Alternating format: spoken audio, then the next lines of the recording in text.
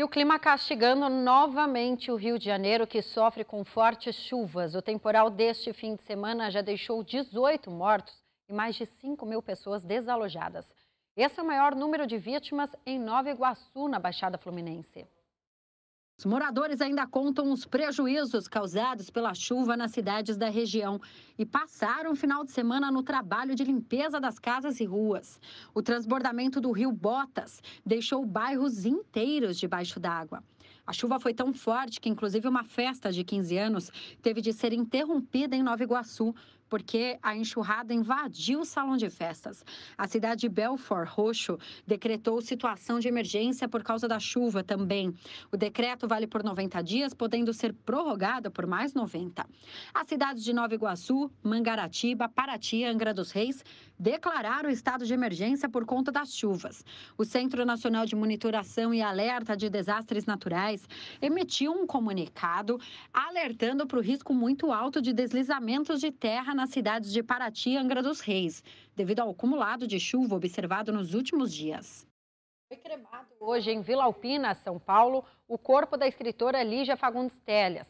Ela morreu ontem, aos 98 anos. Uma das maiores escritoras do país e integrante da Academia Brasileira de Letras, Lígia Fagundes Telles, morreu neste domingo aos 98 anos de idade em São Paulo de causas naturais. A informação foi confirmada por sua neta, Lúcia, que declarou que a avó não passava por nenhum tratamento de doença. Lígia é autora de obras importantes e famosas da literatura brasileira, como Porão e Sobrado, Ciranda de Pedra, Verão no Aquário, Antes do Baile Verde, As Meninas, Seminário dos Ratos, Mistérios e As Horas Nuas. Ela mostrou interesse pela escrita desde muito cedo. Com a ajuda do pai, publicou seu primeiro trabalho, Porão e Sobrado, em 1938, aos 15 anos. 2 anos mais tarde, entrou na Escola Superior de Educação Física, em São Paulo, e também se formou em Direito, no Largo de São Francisco. Ainda muito jovem, conviveu com Hilda Ilst, Mário de Andrade e Oswald de Andrade. Em 47, casou-se com o jurista Grogredo Carlos da Silva Telles, com quem teve um filho, Gofredo da Silva Telles Neto. Separou-se em 60 e em 63 casou-se com Paulo Emílio Sales Gomes, crítico de cinema e professor. As Meninas, um de seus livros mais conhecidos, foi lançado em 73 e deu à Lígia alguns prêmios importantes, entre eles o Jabuti. Como consequência de seu trabalho, em 87, a escritora entrou para a Academia Brasileira de Letras, onde ficou com a cadeira de número 16. Em 2005, ela ganhou o prêmio Camões, o mais importante da língua portuguesa, pelo conjunto da obra. O Tribunal de Justiça do Rio de Janeiro considerou Adriana Ferreira Almeida Nascimento, conhecida como viúva da Mega Sena, indigna de receber a herança de seu marido René Sena. Adriana Ferreira Almeida foi condenada por ter planejado a morte do ex-marido René Sena em 2007.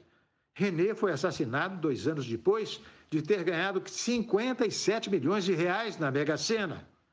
O que leva ao reconhecimento da indignidade aconteceu porque a Justiça considerou que Adriana foi condenada a 20 anos de prisão por ser a mandante do crime. A ação foi movida pela filha de René, Renata Almeida Sena, que pediu a exclusão de Adriana da herança de René Sena. Além da exclusão da sucessão, o juiz condenou Adriana ao pagamento das custas processuais e honorários de sucumbência de 10% sobre o valor atualizado da causa. O crime teve grande repercussão na época. Em 2016, Adriana foi condenada a 20 anos de prisão pela morte do milionário. Em 2018, 11 anos depois do crime, ela foi presa em Tanguá, na região metropolitana do Rio. Guerra na Rússia e na Ucrânia. O presidente ucraniano Volodymyr Zelensky visitou Bucha nesta segunda-feira e denunciou crimes de guerra na cidade que, segundo ele, serão reconhecidos como genocídio. Vestido com um colete à prova de balas e cercado por soldados, o presidente ucraniano Volodymyr Zelensky falou à imprensa durante uma visita a Bucha. A Ucrânia acusa o exército russo que invadiu o país de cometer um massacre na cidade, ao noroeste de Kiev. Dezenas de corpos foram encontrados em valas comuns depois da saída das tropas de Moscou. Todos os dias, quando nossos combatentes entram e recuperam um território, eles veem o que acontece. As imagens divulgadas em Bucha provocaram uma onda de condenações internacionais, acompanhadas de promessas de novas sanções contra a Rússia. Esses são crimes de guerra e serão reconhecidos pelo mundo como genocídio. Vocês estão aqui e podem ver o que aconteceu. Sabemos que milhares de pessoas foram mortas e torturadas. Muitas foram amputadas e estupradas. Crianças foram mortas. Segundo a prefeitura, cerca de 300 pessoas foram enterradas em valas comuns em Bucha. Moscou nega ter matado civis em Bucha e o Kremlin afirma que os especialistas do Ministério da Defesa russa encontraram sinais de falsificações nos vídeos. O prefeito da cidade portuária de Mariupol, no sudeste da Ucrânia, Vadim Boichenko, afirmou nesta segunda-feira que 90% da cidade, atacada pelas tropas russas, está destruída e 40% de sua infraestrutura é irrecuperável. O prefeito de Mariupol, Vadim Boichenko, denunciou nesta segunda-feira a situação de calamidade na cidade portuária no sudeste da Ucrânia. Confirma a triste notícia de que 90% de nossa infraestrutura já estão destruídas. Cerca de 60% sofreram um ataque direto de artilharia ou aviação e 40% da cidade não tem como ser restaurada. A cidade é atacada e bombardeada há um mês pelo exército russo. A população que permanece sofre com a falta de alimentos, água e energia elétrica. Russos e ucranianos se culpam mutuamente há vários dias pelas dificuldades na retirada de civis de Mariupol.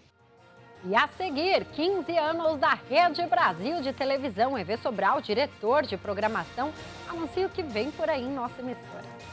E o RB Notícias da Rede Brasil volta daqui a pouquinho, depois do intervalo. Até já.